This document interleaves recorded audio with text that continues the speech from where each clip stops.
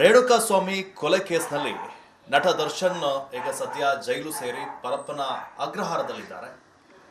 ಆದರೆ ಈಗ ದರ್ಶನ್ ಬಗ್ಗೆ ಸಾಕಷ್ಟು ವಿಚಾರಗಳು ಚರ್ಚೆ ಆಗ್ತಾ ಇದ್ದಾವೆ.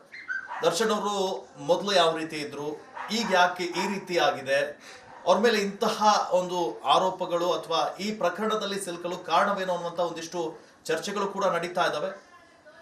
ಈಗ ನನ್ನ ಜೊತೆ ಅವರ ಮೆಜೆಸ್ಟಿಕ್ ಚಿತ್ರದಿಂದ ಹಿಡಿದು ಇಲ್ಲಿಯವರೆಗೂ ಅವರನ್ನ ಅತಿ ಹತ್ತಿರದಿಂದ ಬಲ್ಲಂತಹ ನಿರ್ದೇಶಕರು ಇವರು ದರ್ಶನ್ ಜೊತೆಗೆ ಗಜ ಚಿತ್ರ ಹಾಗೆ ಬೃಂದಾವನ ಸಿನಿಮಾವನ್ನ ಕೂಡ ಮಾಡಿದ್ದಾರೆ. ಇದರ ನಿರ್ದೇಶಕರಾದ ಕೆ ಮಾದೇಶ್ ಅವರು ಇದ್ದಾರೆ, ಅವರನ್ನೇ ಮಾತಾಡಿಸ್ತಾ ಹೋಗ್ತೀನಿ.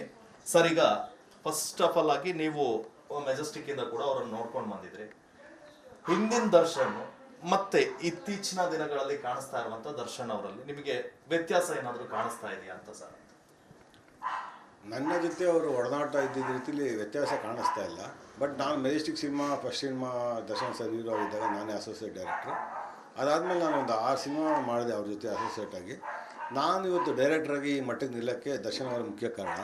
ನನ್ನ ವರ್ಕು ನನ್ನ ಜಾಬ್ ನೋಡಿ ಅವರು ಇಲ್ಲ ನೀವು ಡೈರೆಕ್ಷನ್ ಮಾಡಲೇಬೇಕು ಅಂತ ಫೋರ್ಸ್ ಮಾಡಿ ನನ್ನ ಡೈರೆಕ್ಷನ್ಗೆ ಒತ್ತಾಯ ಮಾಡಿ ಮಾಡಿಸಿದ್ರು. ಅದಕ್ಕೆ ಪೂರ್ವಕವಾಗಿ ನಮ್ಮ ನಿರ್ಮಾಪಕರಾದಂಥ ಡಿ ಸುರೇಶ್ ಗೌಡರು ಮತ್ತು ಶ್ರೀನಿವಾಸ ಮೂರ್ತಿಯವರು ಸಾಥ್ ಕೊಟ್ಟರು. ಈ 3 ಜನದಿಂದನೇ ನಾನು ಗಜ ಸಿನಿಮಾ ಡೈರೆಕ್ಷನ್ ಮಾಡೋಕ್ಕೆ ಮುಖ್ಯ ಕಾರಣ ಆಯಿತು.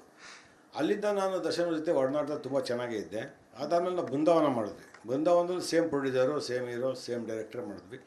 ಆ ಸಿನಿಮಾನು ಚೆನ್ನಾಗೋಯ್ತು. ಬೃಂದಾವನ ಆದಮೇಲಿಂದ ಒಂದು 2012-13 ಆದಮೇಲೆ ನನಗೆ ಅಷ್ಟೊಂದು ಟಚ್ ಇಲ್ಲ. ಯಾಕಂದರೆ ಆ ಸಿನಿಮಾ ನಾನು ಅದಾದ್ಮೇಲೆ ಮಾಡಲಿಲ್ಲ. ಅಲ್ಲಿಂದ ಆಚೆಗೆ ನಮಗೆ ಅಲ್ಲಿ ಸಿಕ್ಕೋರು, ಹಾಯ್ ಬಾಯ್ ಅಂತ ಮಾತಾಡ್ಸೋರು. ನಾವೆಲ್ಲ ಸೆಟ್ವರು ಚೆನ್ನಾಗಿ ಮಾತಾಡ್ಸೋರು. ಮೊದಲು ನಮ್ಮ ಹತ್ರ ಹೆಂಗೆ ಮೆಜೆಸ್ಟಿಕಲ್ಲಿದ್ದರು, ಇವತ್ತು ಅದೇ ರೀತಿ ಮಾತಾಡ್ಸೋರು.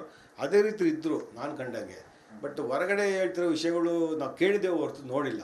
ಈಗ ನಾನು ನೋಡಿದ್ರೆ ಮಾತಾಡಬೇಕು ಅದೇನು ಅಂತ. ನಾನು ನೋಡಿದ್ರೆ ಮಾತಾಡೋಕ್ಕಾಗಲ್ಲ. ನಮ್ಮ ಹತ್ರ ಇವತ್ತು ಓದೂ ಅದೇ ರೀತಿ ಮಾತಾಡ್ತಾರೆ. ಅದೇ ಪ್ರೀತಿ ವಿಶ್ವಾಸ ನಮ್ಮ ಹತ್ರ ಇದೆ. ಸರ್, ಈಗ ಅದೇ ನೀವು 2 ಫಿಲಮ್ ಮಾಡಿದ್ರಿ, ಅದಲ್ಲದೆ 6 ಫಿಲಮು ಅಸಿಸ್ಟೆಂಟ್ ಡೈರೆಕ್ಟರ್ ಆಗಿ ವರ್ಕ್ ಮಾಡಿದ್ರಿ.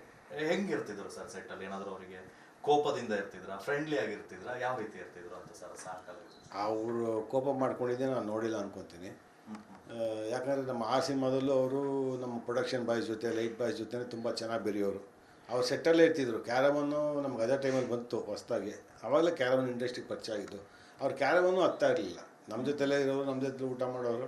ಬೃಂದಾವನದಲ್ಲೂ ಅಷ್ಟೇ ಸೇಮ್ ಅದೇ ರೀತಿ ಎಲ್ಲರೂ ಫ್ರೆಂಡ್ಲಿಯಾಗಿ ನೋಡ್ಕೊಳೋರು, ತಮಾಷೆ ಮಾಡೋರು, ಗೇಲಿ ಮಾಡೋರು. ಸೆಟ್ಟಲ್ಲಿದ್ದರೆ ಒಂಥರ ಲವಲವಿಕೆಯಿಂದ ಜಾಲಿಯಾಗಿರೋರು. ಆಮೇಲೆ ಅವ್ರು ಊಟ ಮಾಡೋದನ್ನೇ ಎಲ್ರಿಗೂ ಊಟ ಮಾಡಿಸ್ಬೇಕು ಅಂತ ಆಸೆ ಇತ್ತು ಅವ್ರಿಗೆ. ಅದೇ ಊಟನೇ ಮಾಡಿಸೋರು.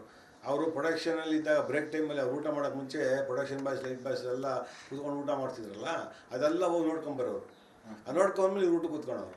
ಅವ್ರಿಗೇನು ಹಾಕಿದ್ರೆ ನನಗೆ ಅದೇ ಹಾಕಿ ಅನ್ನೋರು. ಆ ರೀತಿ ಒಂದು ಮನೋಭಾವ ಇದ್ದವರು. ಈಗ ಈ ರೀತಿ ಪರಿಸ್ಥಿತಿ ಏನಕ್ಕಾಗಿದೆ ಅಂತ ನನಗೆ ಅರ್ಥ ಆಗ್ತಿಲ್ಲ. ಅಂದರೆ ನೀವು ಹೇಳ್ತಾ ಇದ್ರಿ ಫ್ರೆಂಡ್ಲಿ ಇರ್ತಿದ್ರು ಸಾಕಷ್ಟು.